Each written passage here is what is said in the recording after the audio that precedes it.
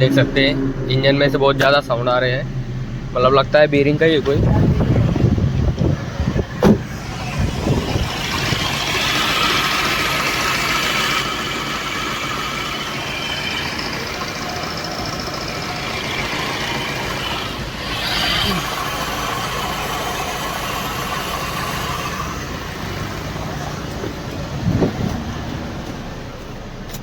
गाड़ी को किया मैंने बंद, इंजन में से साउंड तो आ रहा है। अब इसे चेक कैसे करना है,